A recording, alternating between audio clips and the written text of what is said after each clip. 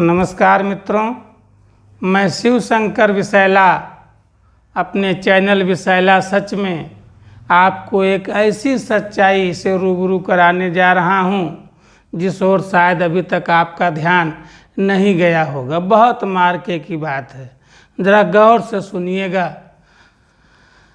Corona का जो virus है ये हमारे मन को, शरीर को, हमारे श्वसन तंत्र को और हमारे फेफड़ों को ही संक्रमित नहीं कर रहा है।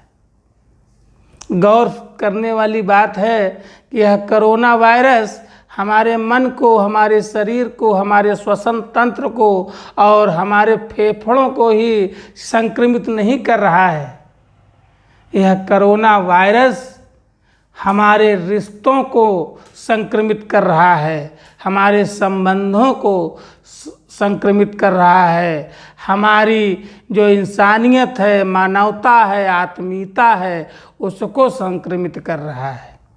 और इसी की वजह से लोगों के अंदर भय पैदा हो रहा है और भय का परिणाम डिप्रेशन, लो शुगर, लो बीपी, पल्स का गिरना, ऑक्सीजन की कमी, यह सारी चीज़ों की जो देन है वह जो ये कोरोना का संक्रमण फैल रहा है हमारे आपके बीच में, वह एक बहुत बड़ा कारण है।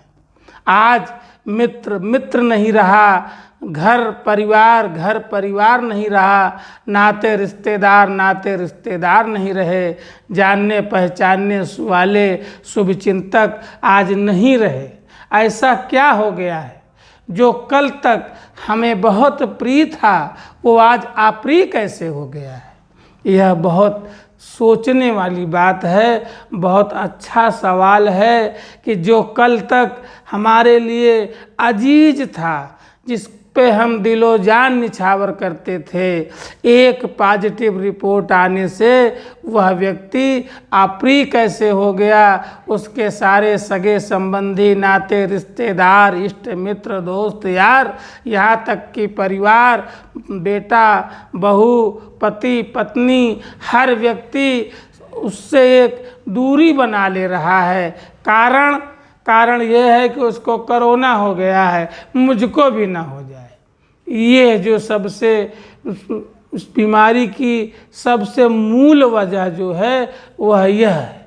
इसलिए इस कोरोना की बीमारी ने जो हमारे रिश्तों में दरार पैदा की है, हमारे मन में जो दरार पैदा की है, उससे उबरने की ज़रूरत है, उससे बचने की ज़रूरत है। अगर हमारा कोई प्रिय व्यक्ति कोरोना पॉजिटिव हो भी जाता है तो हमें उसके प्रति वैसी ही संवेदना, वैसी ही सहानुभूति रखनी चाहिए जैसे हम पहले रखते थे।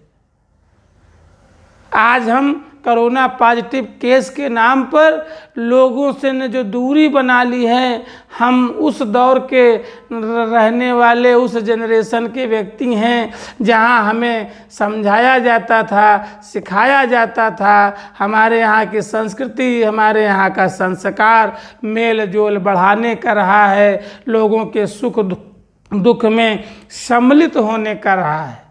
हमारे यहाँ तो यहाँ तक कहा जाता था कि जो हमारी सामाजिक व्यवस्था है वो इस तरीके से बनाई गई थी कि हम एक दूसरे के सुख में, दुख में हर समय कंधे से कंधा मिलाकर खड़े हुआ करते थे। यहाँ तक भी कहा गया हमारे यहाँ कि अगर हम किसी के सुख में भले न जाएं लेकिन उसके दुख में ज़रूर जाना चाहिए।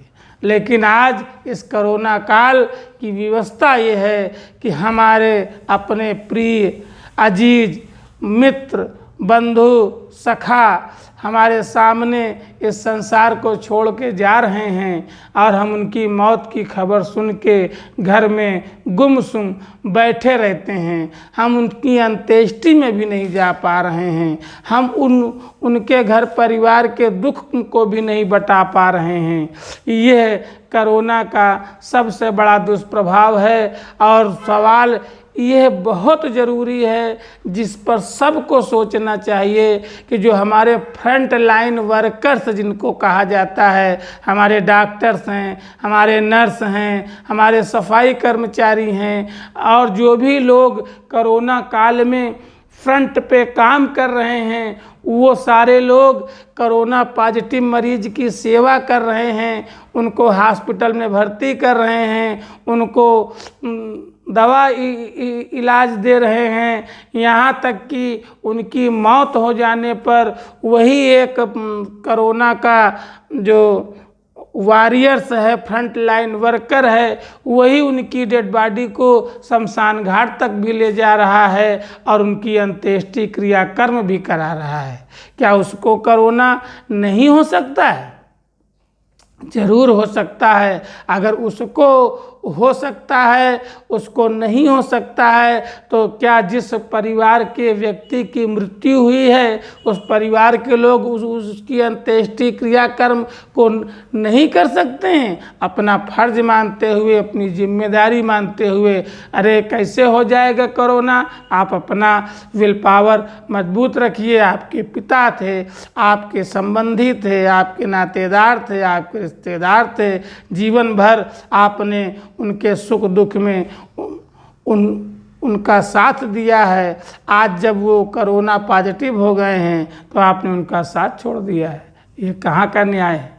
इसीलिए मेरा कहने का आशय ये है कि कोरोना बीमारी ने जितना हमारे तन मन शरीर को बीमार किया है, उससे ज़्यादा हमारे रिश्ते नाते संबंधों को धराशायी किया है। इस बात को समझिए और कोरोना से डरिए नहीं, कोरोना से लड़िए और कोरोना को मार के इस देश से भगा दीजिए।